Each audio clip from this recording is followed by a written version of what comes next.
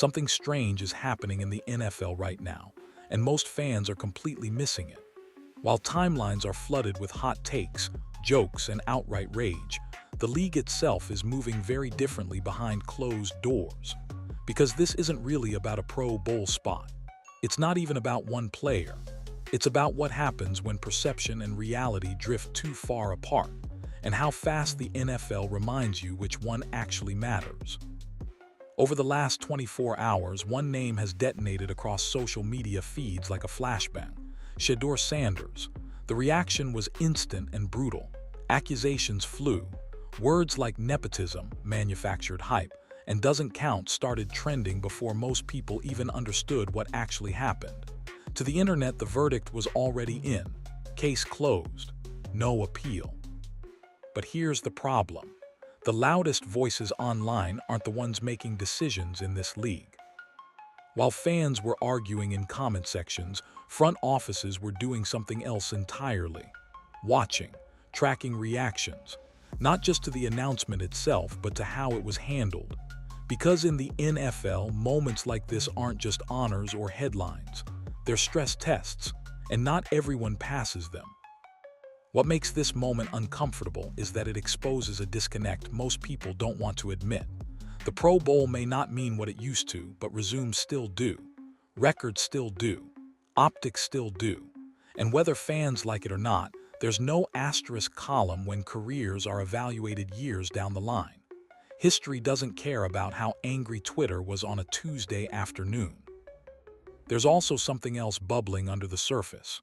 Rumors. Quiet ones, the kind that don't trend but travel anyway. It's been said that multiple teams are paying closer attention now, not because of the selection itself, but because of the reaction to it. Because pressure reveals things game tape never can. And that's where this story really starts to get interesting. Because once you strip away the outrage, the jokes, and the noise, you're left with a much bigger question. Not whether Shedeur Sanders deserved anything, but why this moment triggered the league the way it did, and what it might mean next. The backlash didn't creep in slowly. It hit all at once. Within minutes of the news breaking, the narrative hardened into something ugly and loud. Comment sections filled up faster than anyone could fact-check. Screenshots, clips, half-formed opinions, all of it stacked on top of each other until the outrage became the story itself. The same accusations kept repeating, just dressed up in different words. He only got in because of his last name. It's all hype. It's rigged. It doesn't count. People weren't debating anymore, they were prosecuting. And once the internet decides someone is guilty, nuance doesn't stand a chance.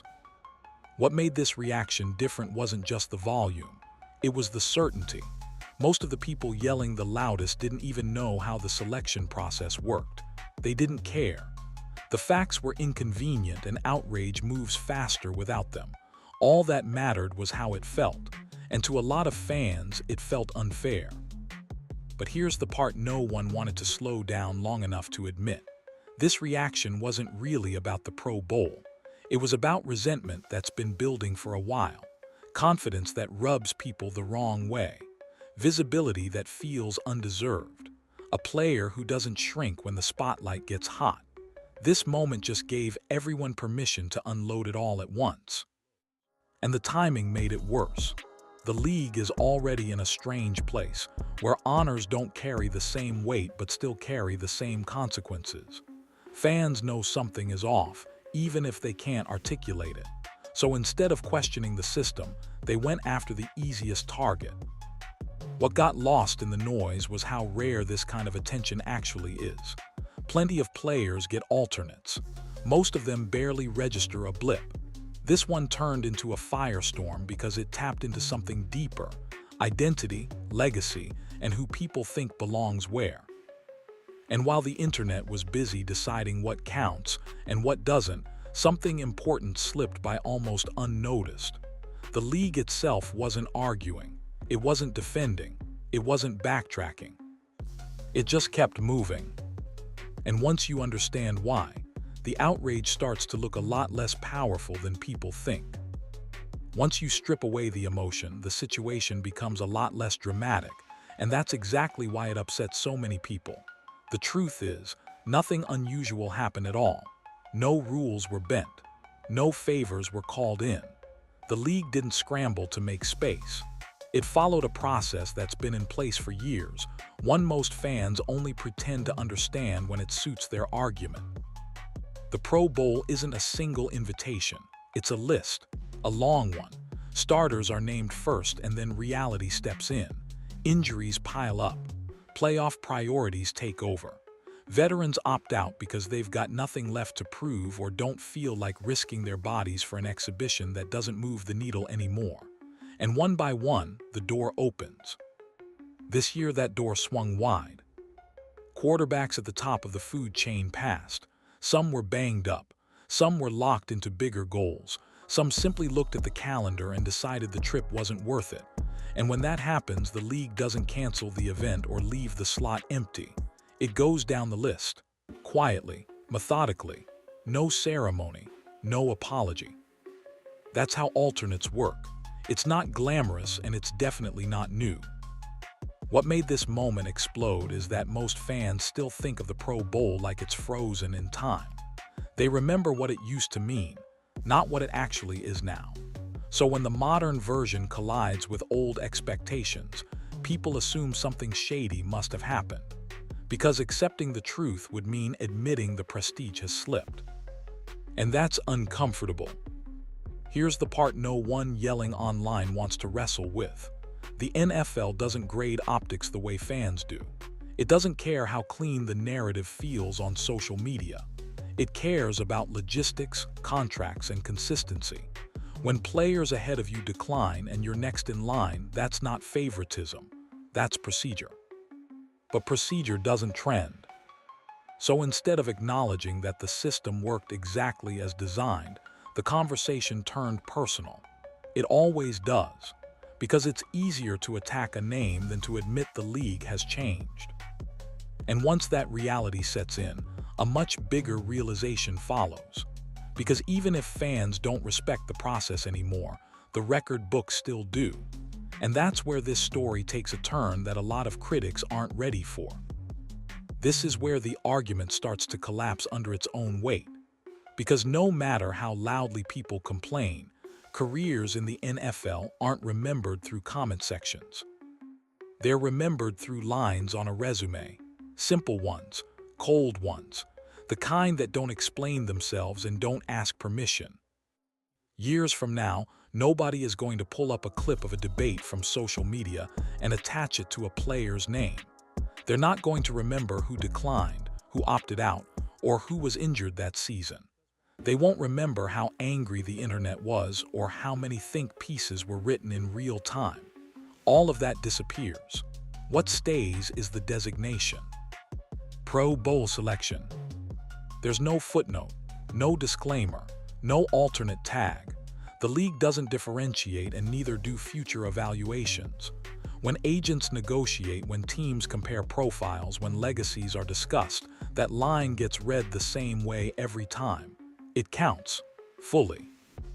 That's what makes this so frustrating for the critics. You can argue the meaning has changed and you wouldn't be wrong, but arguing meaning doesn't change record keeping. The NFL is built on accumulation, stats, honors, milestones.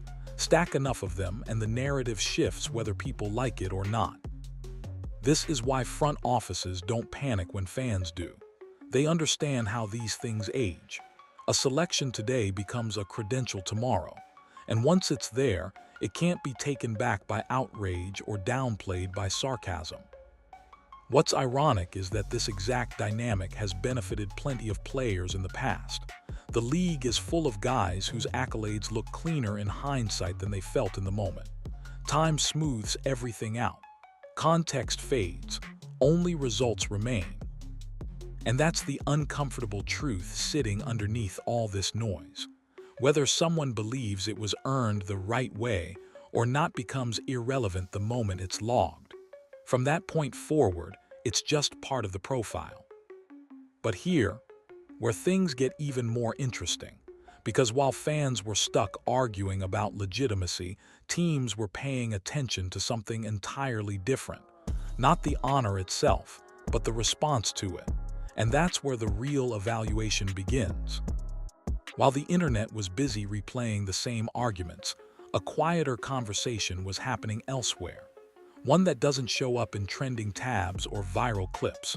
Around the league, it's been said that teams weren't nearly as focused on the Pro Bowl label as fans assumed. They were focused on what came after it. How did he respond? Did he chase validation? Did he lash out? Did the moment get too big? According to reports and league chatter, that reaction mattered more than the selection itself. Front offices live in a world of pressure, and they're obsessed with how players behave when the noise gets overwhelming. Anyone can look composed after a good game. Not everyone holds it together when half the internet is questioning their legitimacy. That's where this moment quietly shifted. Instead of feeding the outrage, Shedeur took a different route. No victory laps, no subtweets, no emotional spirals. He acknowledged the honor, thanked the people who support him, and kept it moving. That might sound small, but in NFL circles it is. It's a signal. It's been suggested that several teams are now paying closer attention, not because a Pro Bowl nod suddenly changed his talent level, but because this was a live test of composure. Marketability matters, leadership matters, but mental stability under fire matters more than either. And this wasn't a friendly environment. The backlash was relentless. Every move was scrutinized, every word dissected. That's not easy to navigate, especially when expectations and resentment collide. Plenty of players before him have cracked under far less pressure. That's why some evaluators see this moment less as controversy and more as confirmation. Confirmation that the spotlight doesn't scare him, that he doesn't shrink when things turn uncomfortable, that he understands how to operate when the conversation isn't flattering. Of course, none of this means offers are being made or decisions are locked in. That's not how this works. But it does mean the narrative isn't as one-sided as social media makes it seem. Because in this league, reactions are data. And right now, the data is telling teams something interesting. And once that door opens, the conversation changes fast. This is the part most fans underestimate. Talent gets you noticed. Pressure decides what happens next. The NFL is full of gifted players who looked unstoppable on Saturdays and vanished on Sundays once the spotlight stopped being friendly. Not because they couldn't play, but because they couldn't handle everything that came with it. And this moment wasn't about throws, reads, or stats. It was about weight. The weight of expectations you didn't ask for. The weight of a last name people won't let you forget. The weight of a league that amplifies every reaction and punishes every misstep.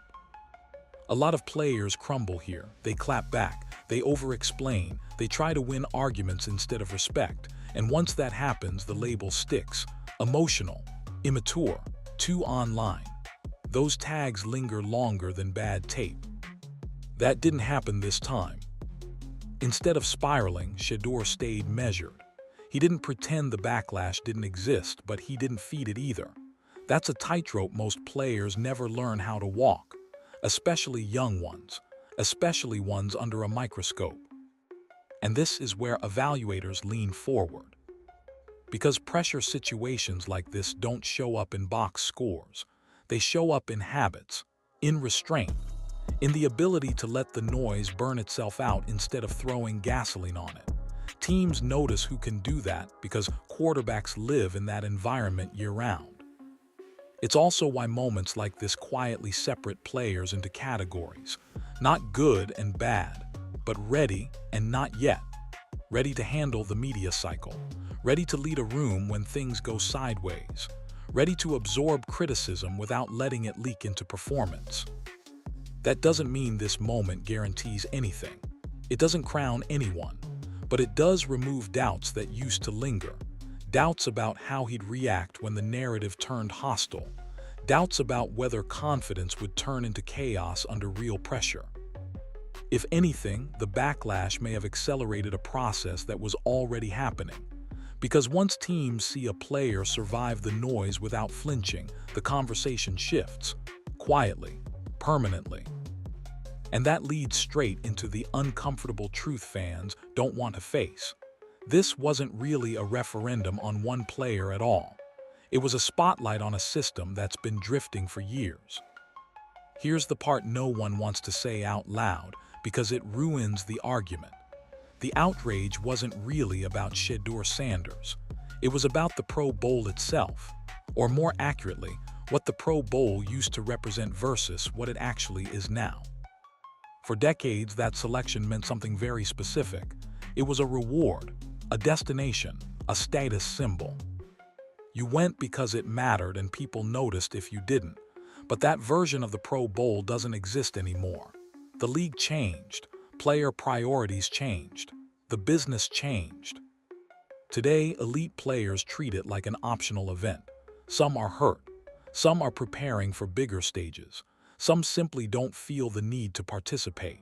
And when enough top names step aside, the illusion starts to crack.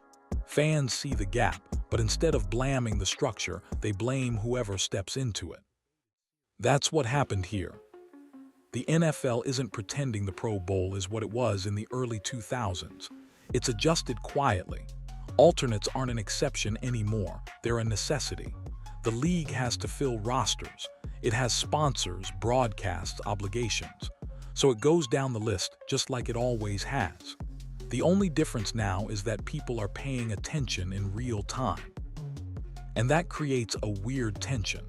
Fans want the honor to feel exclusive again, but they don't want to admit the exclusivity is already gone.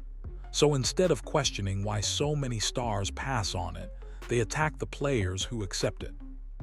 That's the contradiction at the heart of this entire debate. If the Pro Bowl truly doesn't matter, then why does it make people so angry when someone gets selected? And if it still matters enough to spark outrage, then the selection itself clearly carries weight, whether people want to admit it or not. This moment exposed that confusion.